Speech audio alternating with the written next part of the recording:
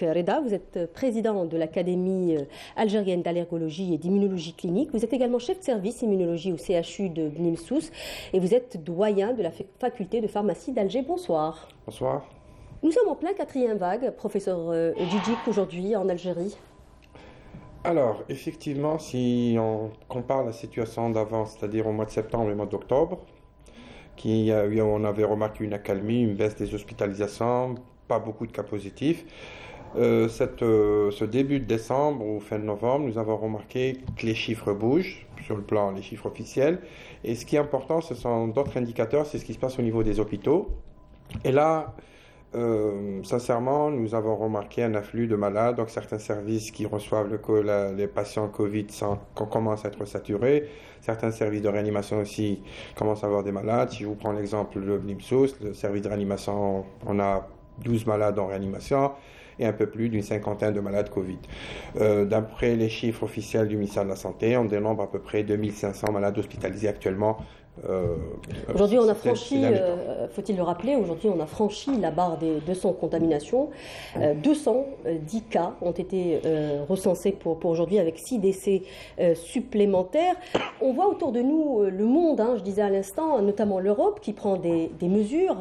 Vous allez me dire que les contaminations ne sont pas vraiment comparables parce que la vague est quand même virulente en Europe. Aujourd'hui, on parle de quelque chose comme 40 000 contaminations dépassées, par exemple, passées en France.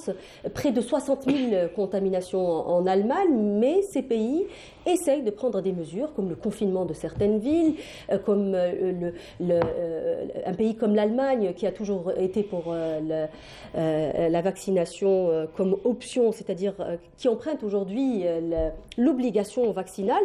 Mais on a l'impression qu'en Algérie, on temporise, on attendait des mesures, mais finalement, hier, on a décidé de la reconduction du protocole sanitaire tel qu'il était observé depuis 15 jours. Aujourd'hui, il n'y a pas vraiment de mesures qui ont été prises, professeur Djidjik. Écoutez, non, c'est pas ça. Ça veut dire que si on compare un peu ce qui se passe actuellement dans la 4e vague chez nous, comparativement à la 3e vague, il y a eu une courbe qui était très très aiguë au mois de juillet, ça veut dire qu'il y a eu un dédoublement de cas rapidement, on est arrivé au sommet à la fin juillet, mais je pense actuellement dans cette 4e vague, ce qui la caractérise, c'est que ça commence, c'est pas aussi, j'allais dire, aussi aigu, et les cas ne se multiplient pas de manière exponentielle. Donc nous avons remarqué qu'il y a un changement sur la situation épidémiologique, c'est sûr. Nous sommes tous d'accord qu'on est peut-être au port de la 4e vague. Vous avez toujours dit qu'une bonne gestion passe par l'anticipation, professeur Djidjik. Ce que je disais toujours, quand on a de bons indicateurs, et là on a des indicateurs au niveau des hôpitaux, au niveau de la réanimation, maintenant il faut anticiper. Alors maintenant vous me dites qu'est-ce qu'on doit faire. Moi, je me dis que si on compare au continent européen, il y a quelque chose qui est quand même la grande différence. Eux, ils ont un taux de vaccination très important. Même les pays qui ont un taux de vaccination très élevé, comme le Portugal, prennent des mesures. Alors, ils ont un taux de vaccination très, très, très important. Et comparativement à nous, où le taux de vaccination est très faible, moi je dis, ça c'est un danger pour nous. C'est-à-dire maintenant, il faut faire un effort rapidement pour sensibiliser les citoyens, pour qu'ils aillent se faire vacciner, pour se protéger eux-mêmes, protéger les voisins, les amis, la famille. Parce que moi je dirais que cette vague chez nous, c'est la vague des non-vaccinés. Donc, je pense que nous avons une arme maintenant thérapeutique pour nous protéger, pour essayer un peu d'aplatir cette courbe, pour ne pas ressentir ce que nous avons ressenti au mois de juillet. Il faut se faire vacciner. Maintenant, si on compare ce qui se passe en Europe... En même temps, on peut dire, si vous permettez, professeur Djidjik, mais en même temps, on peut dire qu'en Europe, ils ont des chiffres qui explosent encore une fois, malgré la vaccination. Madame Sarah Chéri, il faut faire la différence entre le nombre de cas et les cas graves, et les malades hospitalisés, les malades qui sont en soins intensifs. Parce qu'en fait, la vaccination ne protège pas contre la maladie d'une manière générale. La vaccination nous protège ce qui est sûr, ce qui est admis, ce qui est démontré sur le plan recherche, c'est que la vaccination, les vaccins nous protègent aux environs de 80-90% et protègent surtout à 100% contre les formes graves. Oui. Quand je dis formes graves Covid, c'est celles qui nous emmènent à l'hôpital pour être hospitalisés, pour avoir de l'oxygène, pour être en réanimation. Alors si on voit ce qui se passe en Europe, toutes les courbes n'ont montré, on les voit. C'est vrai qu'il y a une explosion de cas. Ça veut dire que le virus est toujours en activité. Il y a une circulation importante de virus au niveau de l'Angleterre, au niveau de la France, au niveau de l'Allemagne. Des 50 000 cas, on compte des 50 000 cas par jour. Et si on voit le nombre de malades hospitalisés, le nombre de décès, il n'y a pas comparaison avec les premières vagues en Europe. Il y a moins de décès, moins d'hospitalisations. Ceci est dû à quoi? C'est dû à la vaccination. Oui, on parle aujourd'hui effectivement d'une décorrélation entre le nombre de contaminations et le nombre de décès. Ce qui n'est pas le cas chez nous. Oui. Donc nous, ce qu'on craint maintenant actuellement... Nous ne sommes pas protégés. Absolument. Là, notre population n'est pas vaccinée, n'est pas protégée. On risque d'avoir le même scénario du mois de juillet. Voilà le danger. Est-ce qu'on fait aujourd'hui des séquençages? Parce qu'il faut dire aussi que si aujourd'hui le monde s'affole, c'est aussi parce qu'il y a de nouveaux variants qui nous exposent à une situation de fragilité. Le variant Omicron notamment. Est-ce qu'aujourd'hui on fait des séquençages chez nous? Est-ce qu'on sait... Alors le ministre l'a confirmé encore une fois que nous n'avons pas encore de cas d'Omicron en Algérie. Est-ce qu'on fait aujourd'hui des séquençages? Très bien, avant de répondre à votre question, je voulais vous dire, pour recadrer un peu la situation, on parle de la 4e vague chez nous, et c'est le variant Delta qui sévit. En Algérie actuellement, le variant qui circule majoritaire, à 100%, à 99%, c'est le variant Delta. Donc il faut qu'on se concentre actuellement sur le variant Delta qui a fait des dégâts au mois de juillet, parce qu'on risque de focaliser sur ce nouveau variant qui n'est pas encore chez nous, probablement même s'il y en aura, ce n'est pas encore important. Actuellement, il faut se focaliser sur le Delta. Je reviens sur l'Omicron.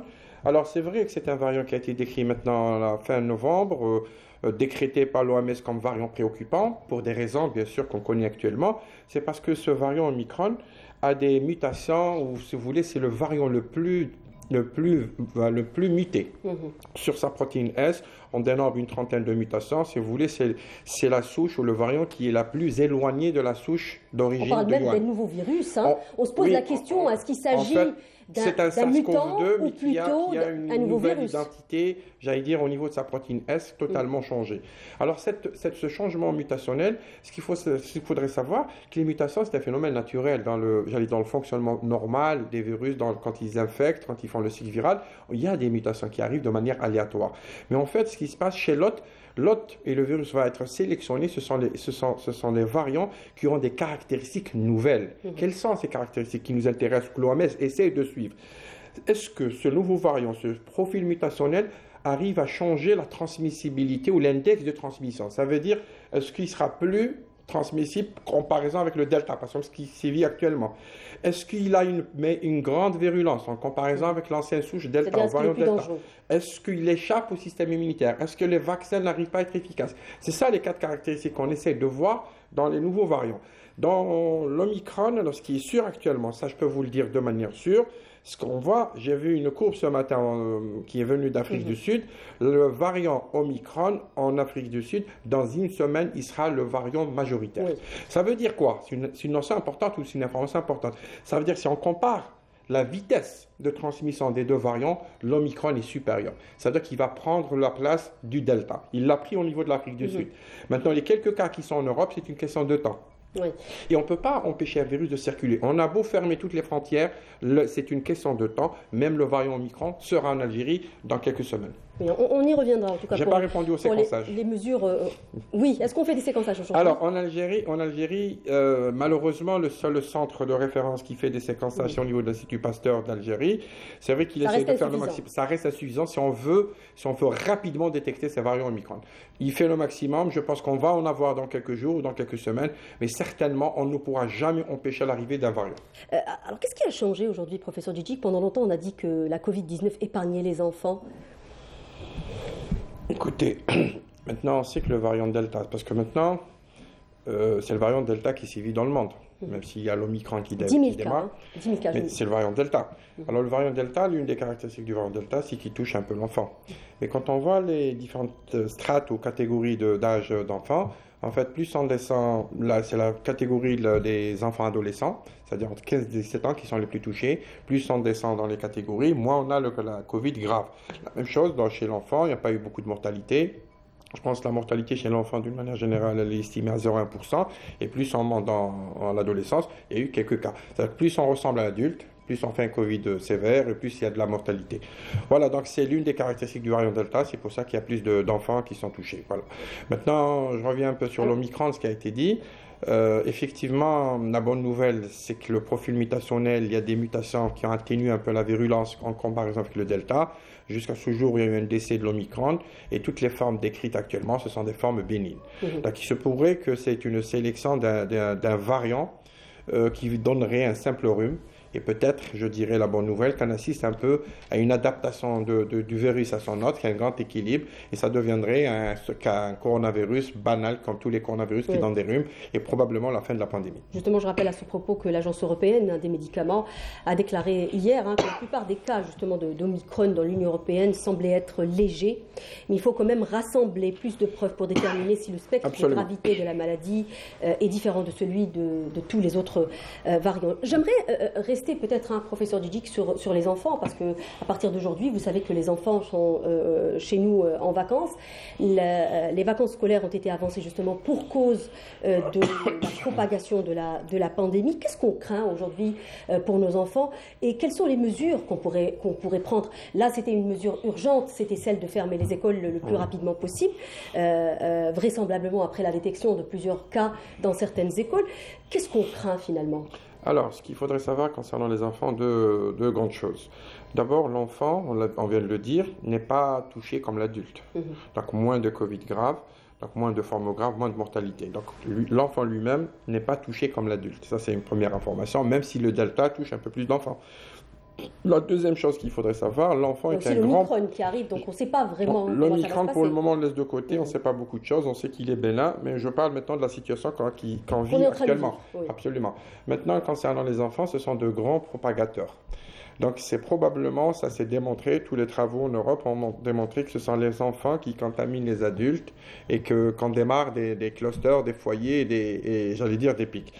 Donc, les enfants, s'il y a des cas on l'a vu en France, on l'a vu dans certains pays, dès qu'il y a des cas de Covid qui se déclarent dans une classe, on ferme rapidement, on confine toute la classe. Tout ceci pour éviter qu'il y ait une propagation, une transmission, une circulation du virus. Voilà un peu le grand danger des enfants. Je pense qu'on a anticipé chez nous, avec l'arrivée de cette 4e vague, avec des chiffres qui commencent à bouger, avec des hospitalisations un peu plus importantes. Je pense qu'on a senti qu'il y a quelques cas au niveau de certaines classes.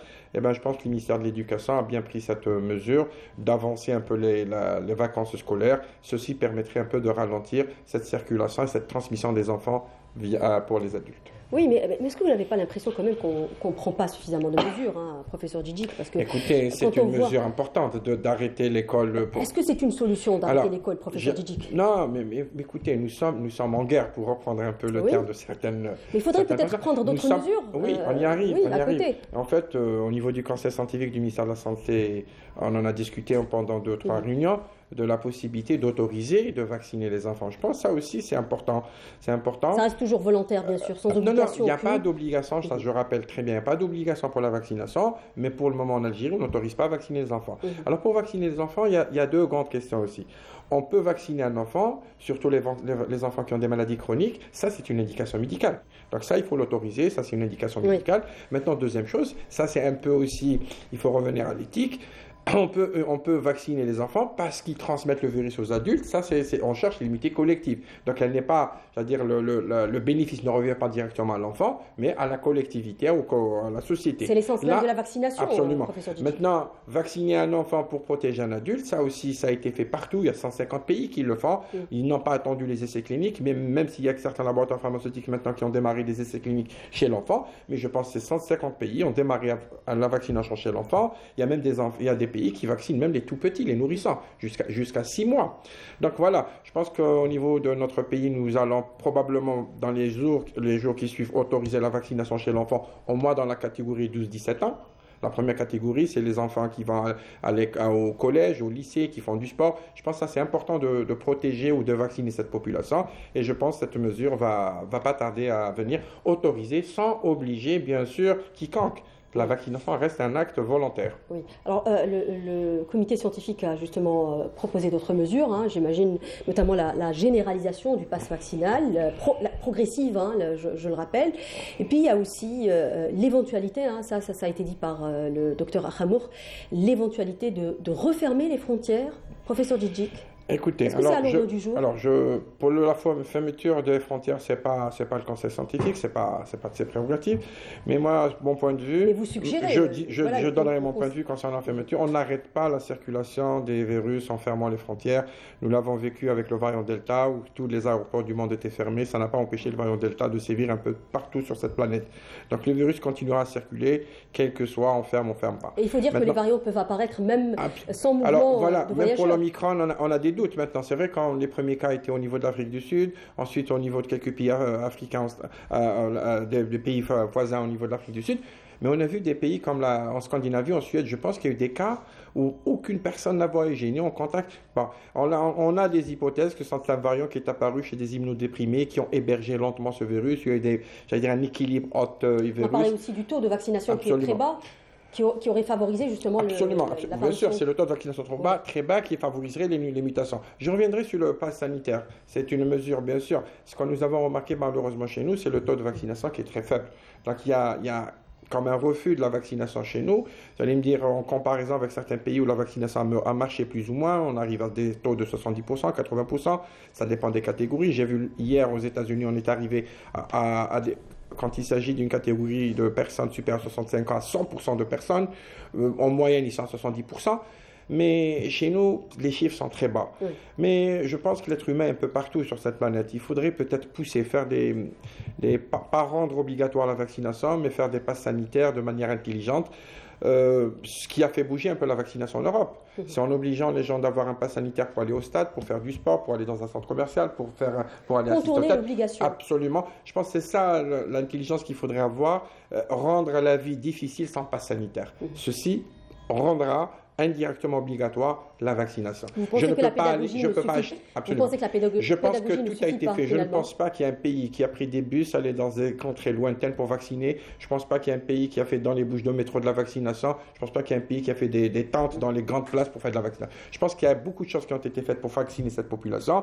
Il y a une vague, il y a un courant anti-vaccin qui est... Je pense qu'il faut toujours faire de la pédagogie. Il faut continuer à faire de la pédagogie. La presse, les professionnels de santé, les experts doivent faire de la pédagogie.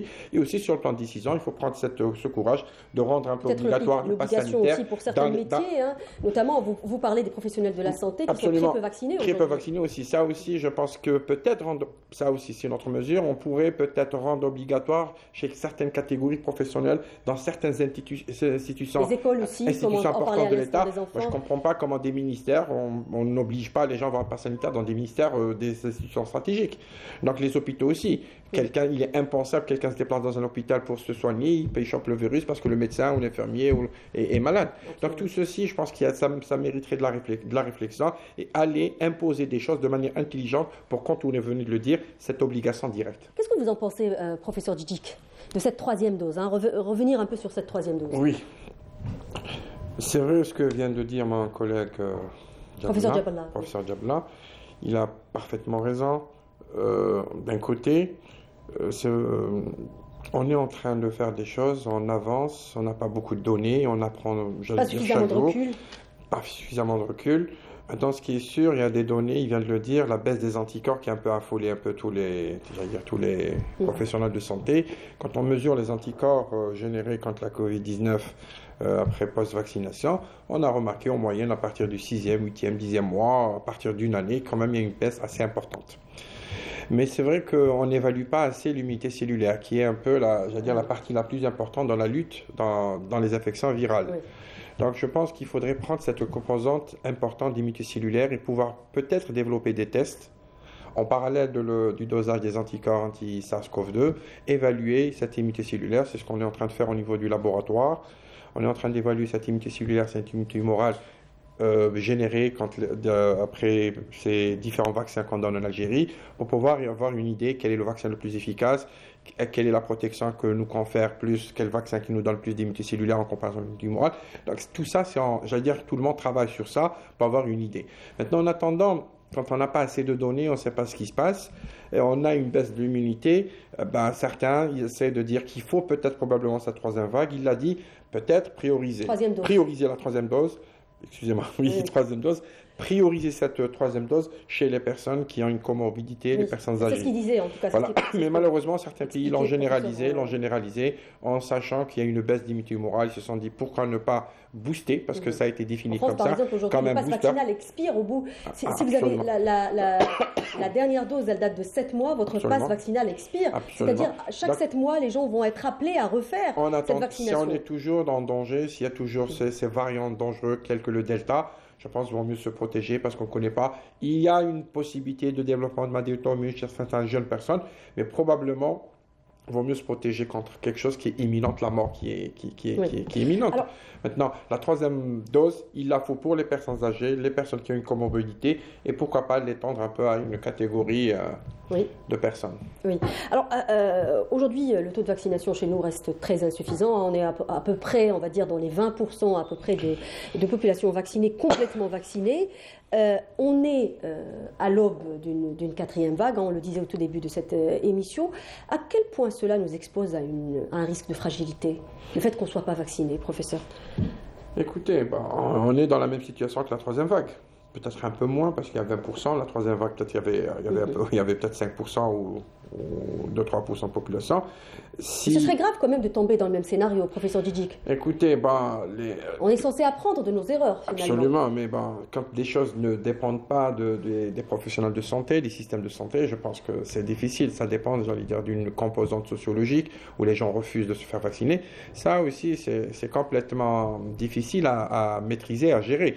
Parce que le problème du refus de la vaccination n'est pas imputé uniquement à la santé. C'est un effort national que tout le monde doit faire. Tous les secteurs doivent participer à cet effort pour favoriser, aider, j'allais dire stimuler. Peut-être que parce qu'il y a quelque part aussi un problème de confiance, professeur Djidjik. Écoutez, mais le problème de confiance, il est mondial. Entre la population et l'institution de santé. Je ne pense pas que c'est un problème de confiance. Je pense que la composante humaine algérienne, elle est peut-être un peu particulière. J'ai toujours dit que l'Algérien est un peu particulier. Peut-être il faut des études sociologiques, savoir, j'allais dire, décortiquer ce refus vaccinal. Parce qu'il ne suffit pas de dire oui, laisse-moi te vacciner. Non, il faut aller décortiquer dans différentes catégories. Pourquoi les médecins ne veulent pas se faire vacciner? Pourquoi les citoyens simples ne veulent pas se faire vacciner? Aller décortiquer tous ces points, aller faire de l'éducation, de la pédagogie, point par point. Ça, c'est important. Et j'ai dit contourner un peu le pass sanitaire, le rendre de manière intelligente, j'allais dire obligatoire dans certaines situations. Ça pourrait nous pousser à avoir des taux très importants de vaccination. Parce que sans cela, nous allons vivre la même situation que la troisième vague de mois de juillet. Parce qu'aucun système au monde ne peut résister à une déferlante de malades en réanimation et en hospitalisation. Oui.